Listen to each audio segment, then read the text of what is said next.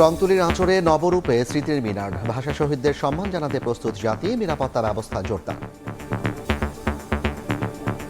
আশা করি যে আজকে 21শে ফেব্রুয়ারি এই যে উৎসাহ উদ্দীপনার মাধ্যমে পালন হবে। সব ধরনের প্রস্তুতি আমাদের শেষ, সবাই আসবে, ফুল দেবে অত্যন্ত সুশৃঙ্খলভাবে। পুলিশের পাশাপাশি অন্যান্য আইন শৃঙ্খলা বাহিনীর সাথে মোতায়েন থাকবে পর্যাপ্ত সংখ্যক স্বেচ্ছাসেবক। 15,000 পুলিশ সদস্য, পুলিশ অফিসার নিয়োজিত থাকবে। আমাদের কাছে নিরাপত্তাজনিত কোনো রকম থ্রেট নাই, তবে আমাদের সব ধরনের প্রস্তুতি আছে। 21-এর প্রথম প্রহরে ফুল দেবেন রাষ্ট্রপতি ও প্রধানমন্ত্রী। দেখছিলেন প্রধান শিরোনাম, রাতের সময়, সঙ্গে আছি আমি জাফর সাদিক। এবার অন্যান্য শীর্ষ সংবাদ। রমজানের প্রথম শুক্রবারে বাজারে উত্তাপ, চাহিদা বাড়ার সুযোগে বেগুন, শসা, লেবু, মরিচের দামে হরিলুট। আমদানি বাড়লেও খাতুনগঞ্জে নানা কৌশলে দাম বাড়ানোর পাঁয়তারা। নিজ নিজ জেলায় ফুলেল শুভেচ্ছায় সিক্ত মন্ত্রী প্রতিমন্ত্রীরা। দুর্নীতি ও চাঁদাবাজির বিরুদ্ধে কঠোর ব্যবস্থার হুঁশিয়ারি, মাদক ও কিশোর গ্যাং নির্মূলের ঘোষণা। জাতীয় নির্বাচনের পরে এবার 3 সিটি নির্বাচনের প্রস্তুতি ইসির, স্থানীয় সরকার মন্ত্রণালয়ে চিঠি। আগামী সপ্তাহে কমিশন সভায় ঠিক হবে কর্মপরিকল্পনা। ছুটির দিনে সড়কে ছড়ল 7 প্রাণ, জামালপুরে ট্রাক চাপায় বাবা ছেলের মৃত্যু, প্রতিবাদে সড়ক অবরোধ। নোয়াখালী, বগুড়া, মাগুরা, দিনাজপুরে আরও 4 জনের প্রাণহানি। এবং এলডিসি থেকে বাংলাদেশের উত্তরণ 3 বছর পেছানোর অনুরোধ জানিয়ে জাতিসংঘে সরকারের চিঠি। বিনিয়োগ মন্দা, রাজস্ব আহরণে ঘাটতি সহ নানা সীমাবদ্ধতাই কারণ।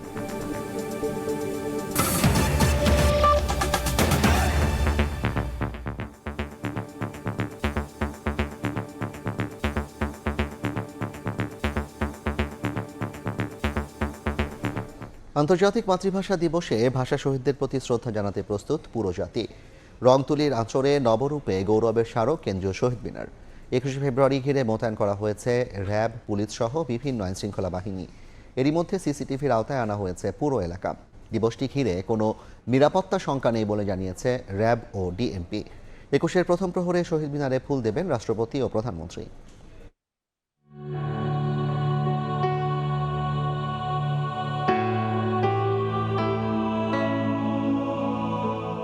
রংতুলির ছোঁয়ায় নান্দনিক সাজে গৌরব আর প্রতিবাদের স্মারক কেন্দ্রীয় শহীদ মিনার। মূল বেদি আর পিচ ঢালা রাজপথে সাদা, হলুদ, গোলাপি ও নীল রঙের আলপনা।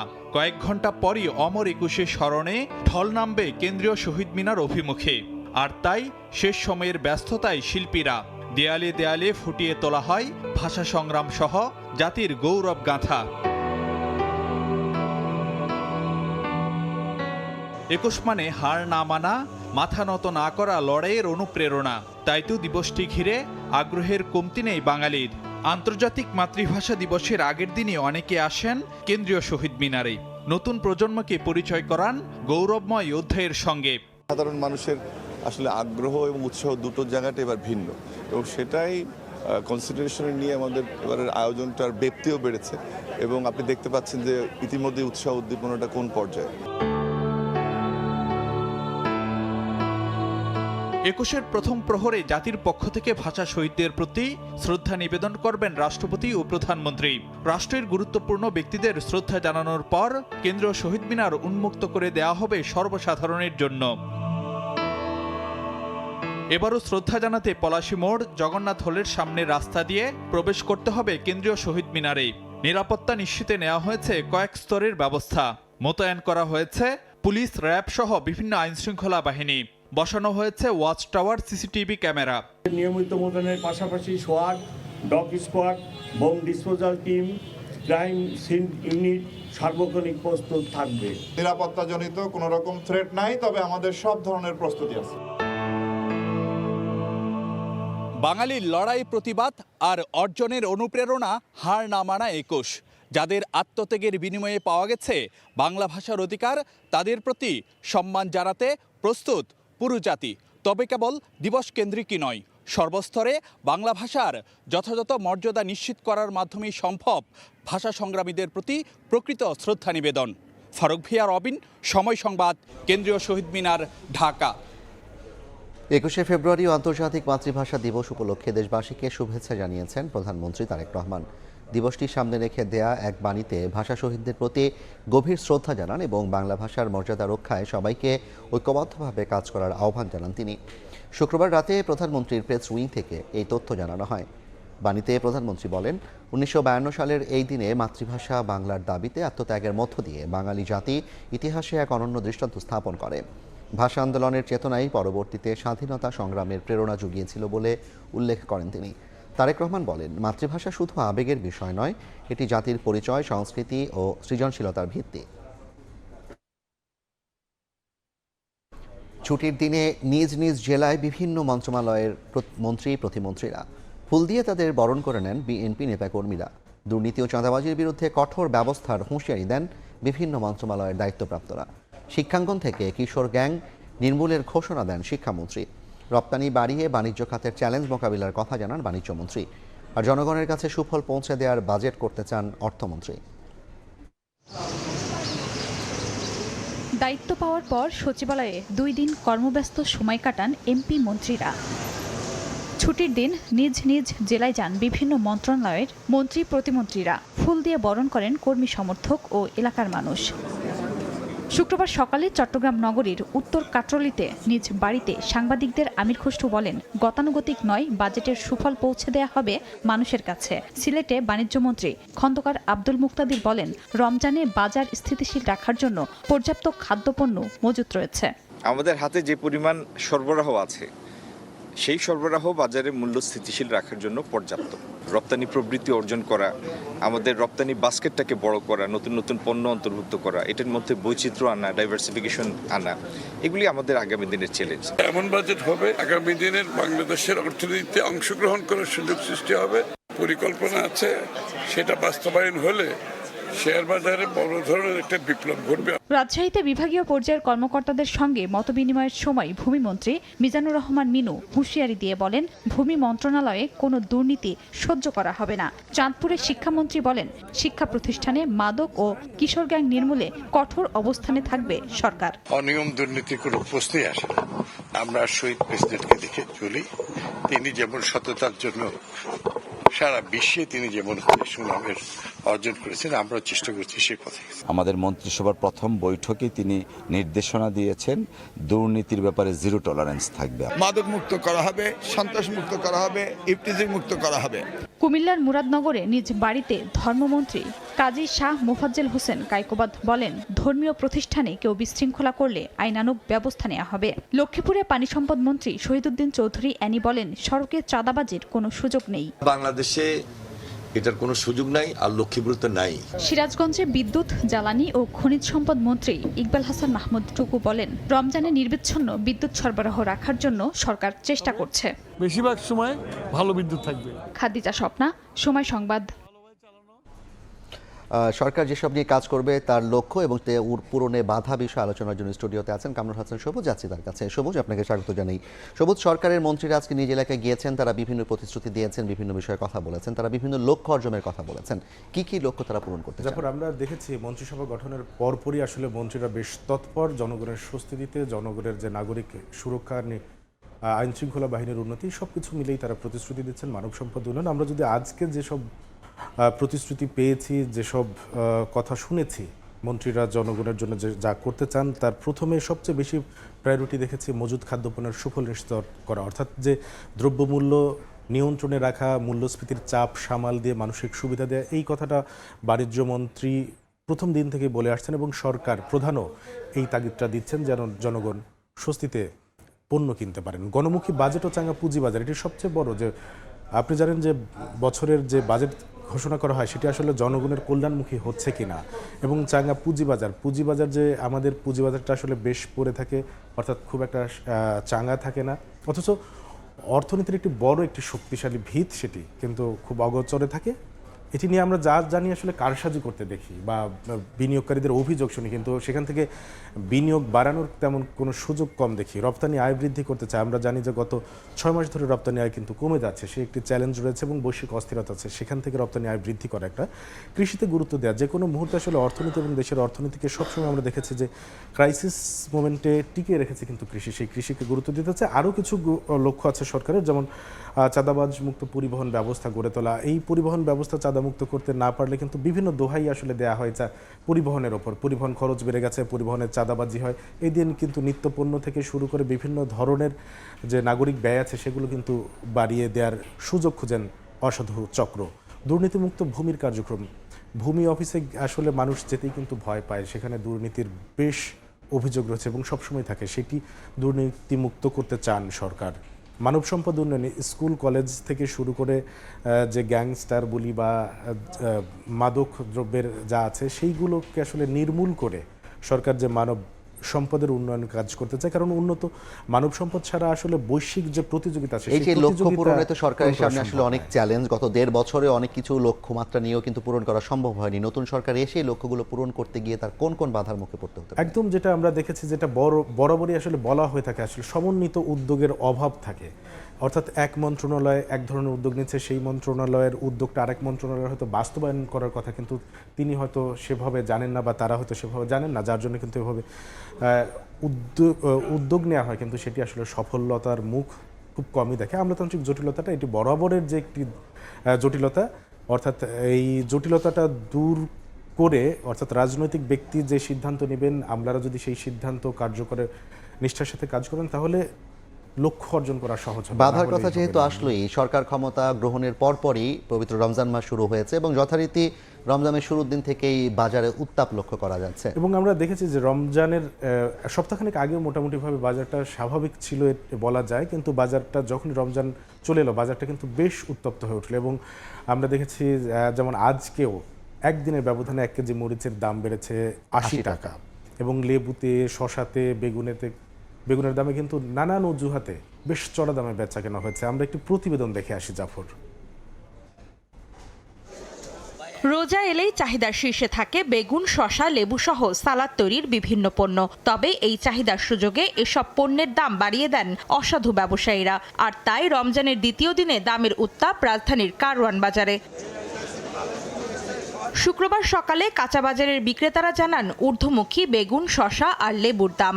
মানভেদে বেগুন বিক্রি হচ্ছে 80 থেকে 140 টাকা কেজি দরে। লেবুর হালি আর শসার কেজি চড়ে আছে 120 টাকায়। একদিনের ব্যবধানে দ্বিগুণ দামে বিক্রি হচ্ছে কাঁচামরিচ। রমজানে প্রয়োজনীয় এসব পণ্যের চড়া দামে ক্ষুব্ধ ক্রেতারা। রমজান মাস আসলে সব দেশে অনেক দেশে সবজির দাম কমে, কিন্তু বাংলাদেশে এলে সবজির দামগুলা বেড়ে দেয়। কিছু কিছু অসাধু ব্যবসায়ী আছে, এরা সিন্ডিকেট করে। সবজির দাম অনেক, আমি তো ভাবলাম যে কারণ বাজার পাইকারি বাজার হয়তো একটু কম হবে, তো এখানে দেখি তারও ডবল দাম চাচ্ছে।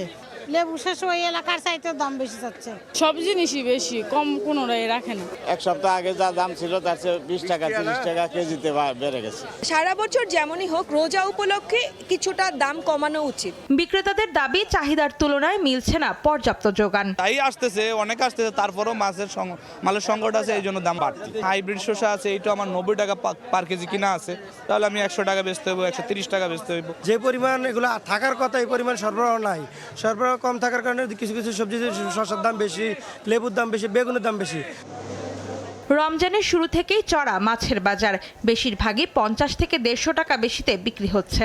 রুই মাছ 400, 450, কাতল মাছ 350 টাকা কেজি। রমজানের আগে থেকে সপ্তাহের আগে থেকে কিছু দাম বেশি। সব মাছের দামই বেশি মনে হচ্ছে, কাটকানি বলেন, রুই বলেন, সবগুলোই 50 টাকা 100 টাকা বেশি এরকম প্রতি কেজিতে। তবে ব্রয়লার মুরগির দাম কিছুটা কমেছে, 10 টাকা কমে বিক্রি হচ্ছে 190 টাকায়।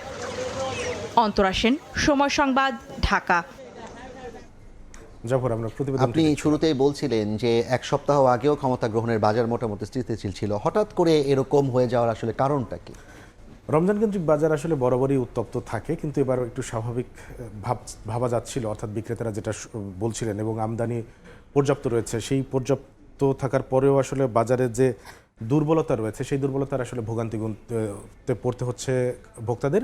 আমরা দেখেছি দুর্বল বিপণন কাঠামো, এই দুর্বল বিপণন কাঠামোর কারণে আসলে তদারকিটা দুর্বল হয়ে পড়ে। যেমন আমরা এতদিন শুনেছি যে বেশি দামে কিনেছি তাই বেশি দামে বিক্রি করছি, কিন্তু এখন যোগ হয়েছে পরিবহন খরচ বেড়ে গেছে। অর্থাৎ যেহেতু এখন ভোক্তা অধিকার সংরক্ষণ সহ সরকারের বিভিন্ন তদারকি সংস্থা যে কোথায় থেকে কিনেছেন সেখানে গিয়ে যাচাই করে, যার জন্য এখন কিন্তু তারা সেই যুক্তিটা আর দেন না, এখন দিচ্ছেন পরিবহন খরচ বেড়ে গেছে। অর্থাৎ এই যে দুর্বল বিপণন কাঠামোর কোন পথ দিয়ে আসলে বাজারে পণ্য আসছে সেই ট্র্যাকিংটা দরকার। সেই ট্র্যাকিংটা না থাকার কারণে তারা বিভিন্ন ধরনের অজুহাত তৈরি করেন, যুক্তি দাঁড় করেন, দৃষ্টান্তমূলক শাস্তি না থাকা।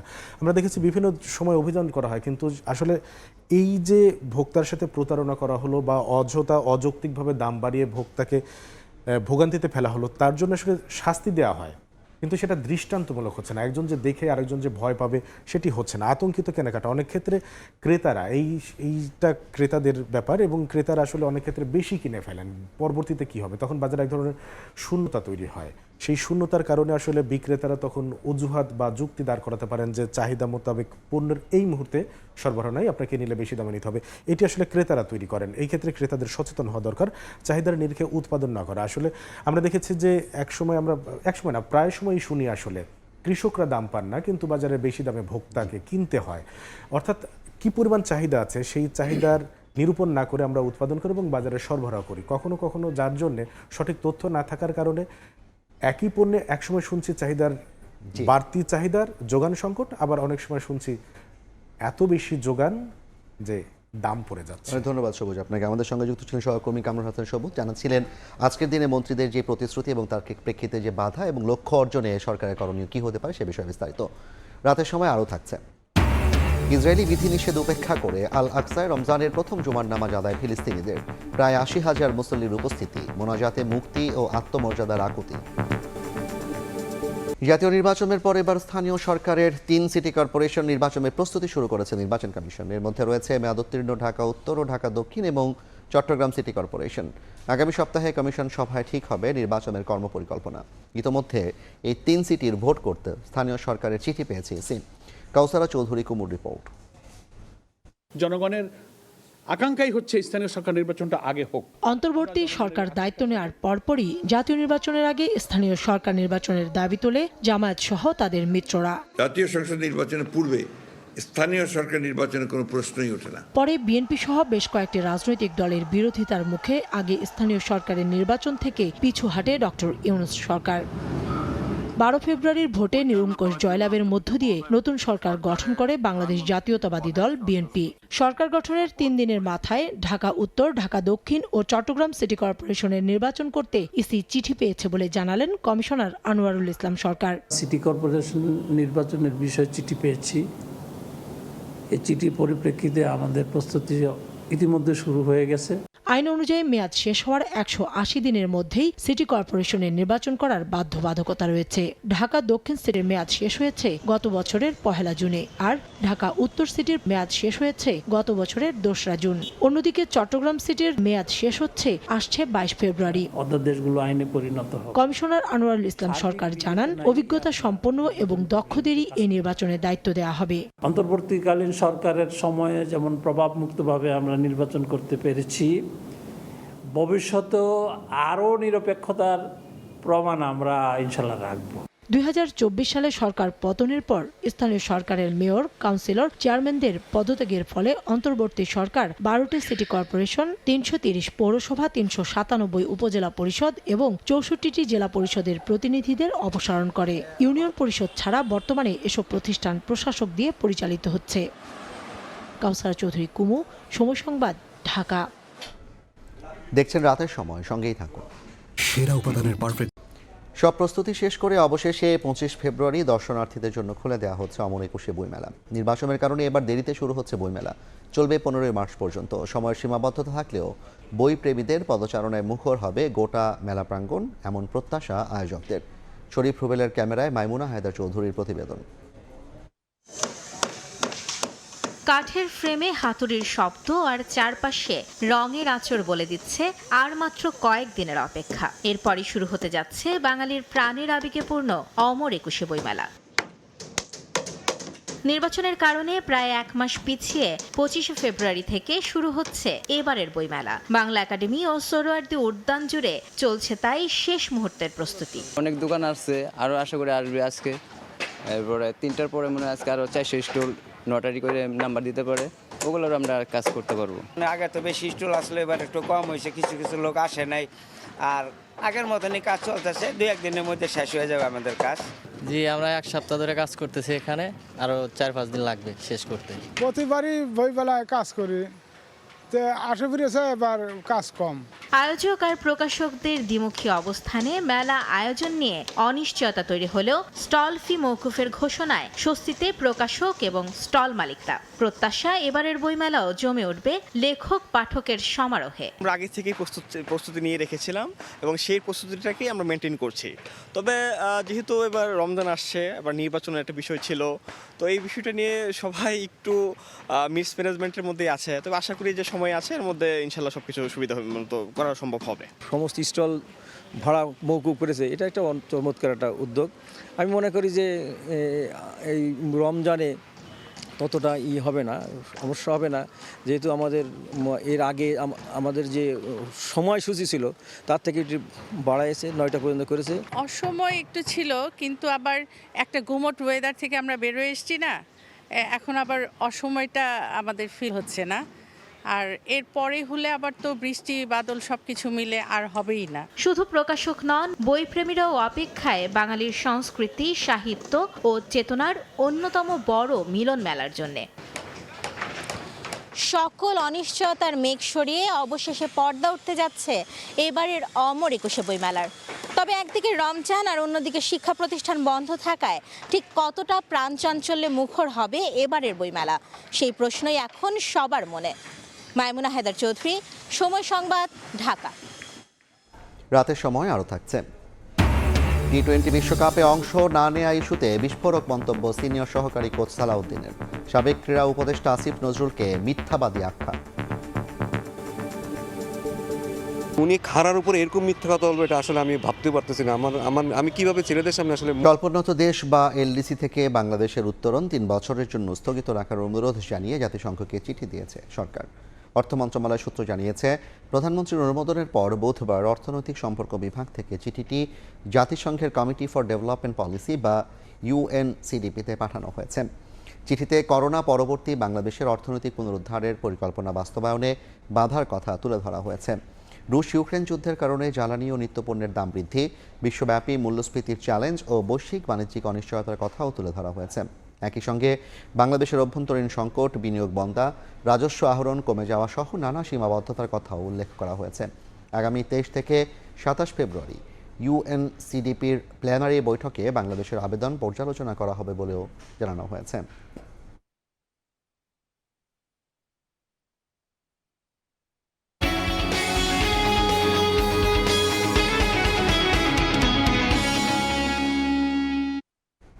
রাজধানীতে জমে উঠতে শুরু করেছে ঈদের কেনাকাটা।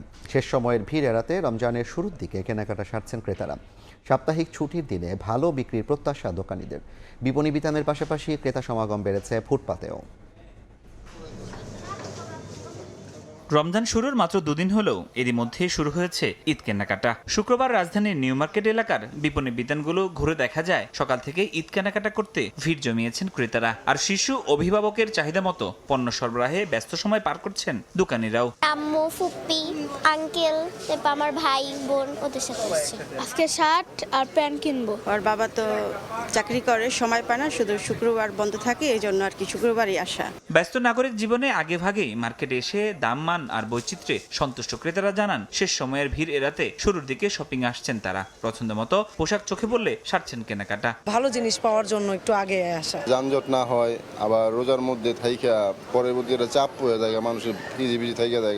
রকমারি পণ্যের পসরা সাজিয়ে বসা বিক্রেতারা জানান এবার শবে বরাতের পর থেকেই শুরু হয়েছে ঈদের বেচাকেনা। সকাল থেকে ভিড় জমাতে থাকেন ক্রেতারা, বিকেলে এ চাপ আরো বাড়ে। শবে বরাতের আগের থেকেই ঈদের কেনাকাটার জন্য কাস্টমার পাচ্ছি।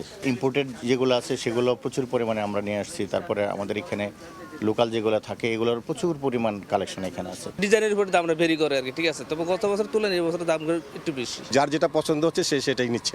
এদিকে মার্কেট বিপণী বিতানের পাশাপাশি ফুটপাতেও বেড়েছে ক্রেতাদের চাপ। ব্যস্ত সময় পার করছেন এখানকার দোকানিরাও। ফরহাদ রহমান, সময় সংবাদ, ঢাকা। একদিনে সড়কে ছড়ল 7 প্রাণ। নোয়াখালী, জামালপুর ও দিনাজপুরে নিহত হয়েছেন 5 জন। মাগুরায় ট্রাক নিয়ন্ত্রণ হারিয়ে পুকুরের পাশে উল্টে নিহত হন চালক। এছাড়া বগুড়ায় বাস চাপায় গুরুতর আহত এক গৃহবধূর মৃত্যু হয়। তার মরদেহ নিয়ে ঢাকা রংপুর মহাসড়ক অবরোধ করেন এলাকাবাসী। প্রতিদিনই দেশের বিভিন্ন মহাসড়ক ও আঞ্চলিক সড়কে ঝরছে প্রাণ। শুক্রবার দেশের বিভিন্ন স্থানে সড়ক দুর্ঘটনায় প্রাণ হারিয়েছেন কয়েকজন। জুমার নামাজের সময় জামালপুর শেরপুর সেতু এলাকায় চেকপোস্টে একটি ট্রাককে দাঁড়াতে বলে পুলিশ। এ সময় পেছনে থাকা মোটরসাইকেল বের হয়ে যাওয়ার চেষ্টা করে। এ সময় অপর দিক থেকে আসা আরেকটি ট্রাক মোটরসাইকেলটিকে চাপা দিলে ঘটনাস্থলেই নিহত হন মোটরসাইকেল আরোহী বাবা ছেলে। বেঁচে যায় সঙ্গে থাকা আরেক শিশু। ঘটনার পর সড়ক অবরোধ করে বিক্ষুব্ধ জনতা। যে ট্রাকটা অ্যাক্সিডেন্টে চাপা দিয়েছে গেল এটা খায় পুলিশে ছাড়া দিচ্ছে, এটা আমাদের চোখে দেখা। মারা গেছে 2 জন, বাচ্চাটা যে আপনার অ্যাক্সিডেন্ট হয়ে পড়ে আছে, পুলিশ আপনার ধরাবাদ দিয়ে ভিডিও করতেছে। নোয়াখালীর কবিরহাটে মোটরসাইকেলে 2 ছেলেকে নিয়ে যাচ্ছিলেন এক সার ব্যবসায়ী। পথে তেলবাহী লরির চাপায় মর্মান্তিক মৃত্যু হয় ওই ব্যবসায়ীর। গুরুতর আহত হয় তার 2 ছেলে। দিনাজপুরের বিরামপুরে ট্রাক মোটরসাইকেল মুখোমুখি সংঘর্ষে মোটরসাইকেল আরোহী সহ 2 জন নিহত হন। এদিকে মাগুরায় ট্রাক নিয়ন্ত্রণ হারিয়ে রাস্তার পাশে পুকুরে পড়ে নিহত হন চালক। গাড়ির চালক আমাদের হেফাজতে আছে, গাড়ি তো আছে রাস্তায় দেখতে পাচ্ছেন, আইনগত ব্যবস্থা প্রক্রিয়াধীন আছে। বগুড়ার শাহজাহানপুরে বাস চাপায় গুরুতর আহত এক গৃহবধূর মৃত্যু হয়। একই ঘটনায় তার 2.5 বছর বয়সী ছেলের কাটা পড়ে 2টি পা। ঘটনার বিচারের দাবিতে শুক্রবার সকালে গৃহবধূর মরদেহ নিয়ে ঢাকা রংপুর মহাসড়ক অবরোধ করেন এলাকাবাসী। এ সময় আটকা পড়েন বগুড়া 4 আসনের সংসদ সদস্য মোশাররফ হোসেন। পরে তিনি নিহতের পরিবারের সঙ্গে দেখা করেন এবং দাবি পূরণের আশ্বাস দিলে অবরোধ তুলে নেন এলাকাবাসী। ইতিমধ্যে ডিসিকে জানিয়েছি, আমি আমাদের হাইওয়ে এসপিকে জানালাম। আমি ওনাদেরকে বললাম যে এইটার যে ব্যবস্থা নেওয়া দরকার, আমি এইটা প্রয়োজনে ঢাকা আর ঊর্ধ্বতন কর্মকর্তাদের সঙ্গে কথা বলে এখানে ব্রিজ অবশ্যই দরকার, আমি নিজেও চাই। বগুড়ার শাহজাহানপুরের একই স্থানে গত 19 দিনে সড়ক দুর্ঘটনায় 3 জনের প্রাণহানি হয়েছে বলে দাবি এলাকাবাসীর। রিমু সিদ্দিক, সময় সংবাদ। দেখছেন রাতের সময়। বকেয়া পরিশোধ না করায় ভারতীয় বিমান সংস্থা স্পাইস জেটকে বাংলাদেশের আকাশ ব্যবহারে নিষেধাজ্ঞা দেওয়া হয়েছে। ভারতীয় বিভিন্ন গণমাধ্যমের খবরে বলা হয়, বাংলাদেশ সরকারের এই সিদ্ধান্তে সংস্থাটির অভ্যন্তরীণ বিমান চলাচলের সময় এবং খরচ বেড়েছে। বিশেষ করে কলকাতা থেকে গুয়াহাটি, ইম্ফল যেতে স্পাইস জেটের বিমানগুলো এখন আর বাংলাদেশের আকাশসীমা ব্যবহার করতে পারছে না। ফলে ঘুরতে হবে দীর্ঘ পথ, খরচও বাড়বে অনেক। বড় অঙ্কের বকেয়া দীর্ঘদিন যাবৎ পরিশোধ না করায় এমন সিদ্ধান্ত নেওয়া হয়েছে বলে জানিয়েছে বাংলাদেশ বিমান চলাচল কর্তৃপক্ষ বেবিচক। Flight tracking platform flight radar 24-এর তথ্য অনুযায়ী বৃহস্পতিবার থেকে গুয়াহাটি, কলকাতা, ইম্ফল রুটে স্পাইস জেটের ফ্লাইটগুলো বাংলাদেশের আকাশসীমা এড়িয়ে চলছে।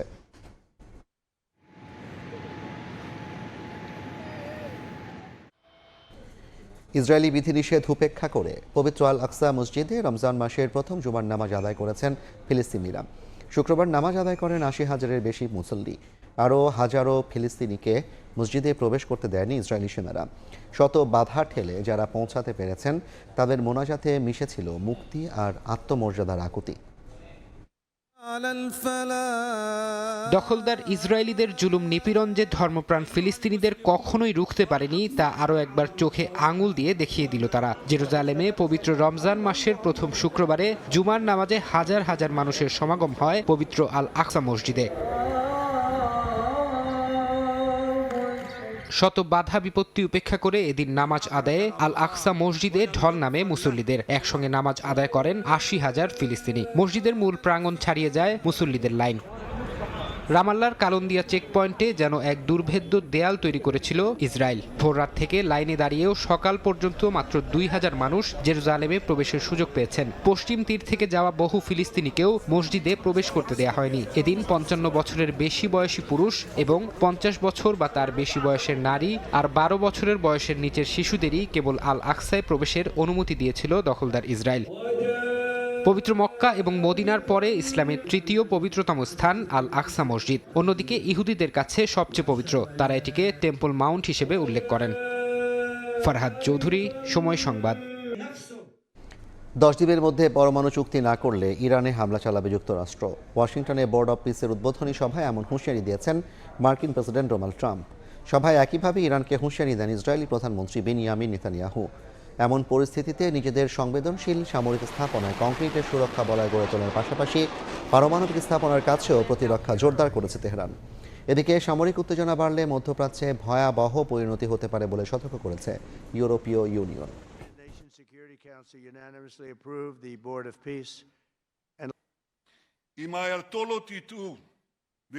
দেখছেন রাতের সময়। সাবেক ক্রীড়া উপদেষ্টা আসিফ নজরুল মিথ্যাবাদী, টি-20 বিশ্বকাপে না যাওয়ার সিদ্ধান্ত কোনোভাবেই ক্রিকেটারদের ছিল না। বিশ্বকাপ নিয়ে আসিফ নজরুলের বক্তব্যের প্রতিক্রিয়ার এমন বিস্ফোরক মন্তব্য করেছেন জাতীয় দলের সিনিয়র সহকারী কোচ মোহাম্মদ সালাউদ্দিন। এমনকি অভিভাবক হয়ে সেদিন ক্রিকেটারদের সামান্য সমবেদনাও জানাননি বলে মন্তব্য করেন সালাউদ্দিন।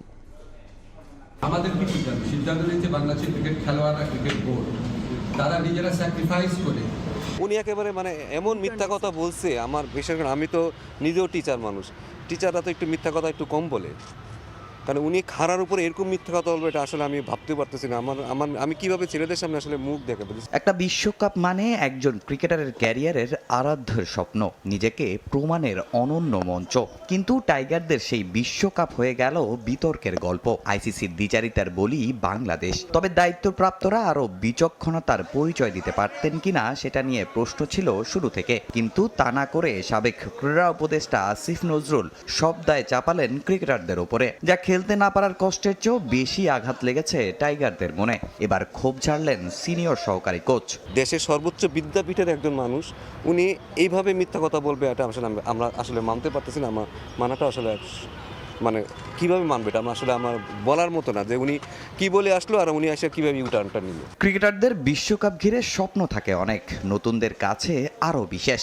মেগা আসর হাতছাড়া হওয়ার পর মানসিকভাবে অনেক ভেঙে পড়েন দুই ক্রিকেটার। তাদের আবারও ক্রিকেটে ফেরানোটাই বড় চ্যালেঞ্জ ছিল সালাউদ্দিনের। ক্ষতির কথা বলেন, শুধু পার্সোনাল ক্ষতির কথা আমি বলবো না, পার্সোনাল ক্ষতি একটা ছেলে মানুষের ডিম আমি স্বপ্নটা শেষ করে দিচ্ছি। আমি তো জানি আমার দুইটা প্লেয়ার কোমাতে চলে গেছিলো, 5 দিন ধরে কোথায় বলে হারাই গেছিল। তারে যে আমরা ওই যে টুর্নামেন্টে মাঠে ফিরে আনতে পারছি ওইটাই বেশি, আমার মনে হয় এটাই সবচেয়ে বড় সাকসেস কোচিংয়ে আমার জীবনে। দেশের সাথে আমিও অনেক কিছু স্যাক্রিফাইস করতে রাজি আছি, ছেলেরাও করে রাজি আছে। বাট আমি কি ছেলেটার উপরে হাতটা বুলাই দিছি, বাবা তোমরা খেলতে পারতেছো না এই কারণে, একটু সুন্দরভাবে কমিউনিকেশন করে আমার মনে হয় তাহলে কি অনেক কিছু মানা যায়। এবারের বিশ্বকাপে জিম্বাবুয়ের মতো দলও দেখাচ্ছে দারুণ চমক, আচরণও বেশ ভালো। এমন একটা বিশ্বকাপ মিস করে আক্ষেপে পড়ছেন ক্রিকেটাররা। অধিনায়ক হিসেবে প্রথম বিশ্বকাপ ছিল লিটনের। কলকাতা আর শ্রীলঙ্কাতে খেলা দেখার পরে মনে হলো যে উইকেটটা হয়তো আমাদের জন্য অনেক প্রিফারেবল ছিল, আমরা হয়তো এই উইকেটে ভালো করতে পারতাম। খেলার যেরকম মান যাচ্ছে সেই অনুযায়ী আমার কাছে মনে হচ্ছে যে এখানে আমাদের ভালো করার অনেক সুযোগ ছিল। ওয়ার্ল্ড কাপ খেলবো আমরা তো 1 বছর আগের থেকেই আমরা স্বপ্ন দেখতেছি। আমি নয় কোচিং স্টাফ, আমি আর কোনো ফ্যাক্টর নাই, ঠিক আছে। বাট যেই প্লেয়ারটা, যে ক্যাপ্টেনটা, যে প্লেয়ারটা এতদিন ধরে 1 বছর ধরে, সেই কিন্তু ওয়ার্ল্ড কাপের জন্য প্রিপারেশন নিচ্ছে যে আজকে ওই স্টেজে আমি খেলবো। তার জন্য এটা আসলে কতটা পেইনফুল সেটা সে ভালো জানে। আমরা যতই তাকে সান্ত্বনা দিই, যতই মোটিভেশন দিই, যতই বকাঝকা করি, অ্যাকচুয়ালি দিন শেষে তার জন্য তো এটা অনেক বড় ক্ষতি হয়ে গেছে। আগামী বছর ওয়ানডে বিশ্বকাপ, দ্রুতই এই কষ্ট কাটিয়ে উঠুক ক্রিকেটাররা, এমন প্রত্যাশাই সালাউদ্দিনের। তামিম হোসেন, সময় সংবাদ, ঢাকা। এ পর্যায়ের শীর্ষ সংবাদগুলো জানিয়ে দিচ্ছে আরেকবার।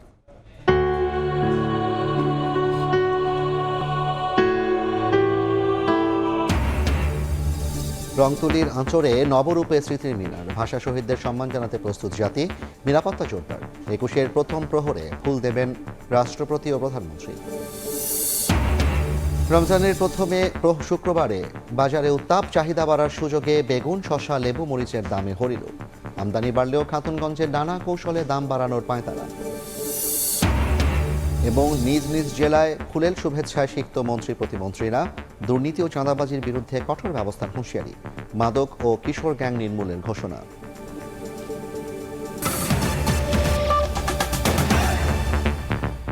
এই ছিল রাতের সময়, এরপর দেখবেন সম্পাদকীয়, সঙ্গে থাকুন সময়।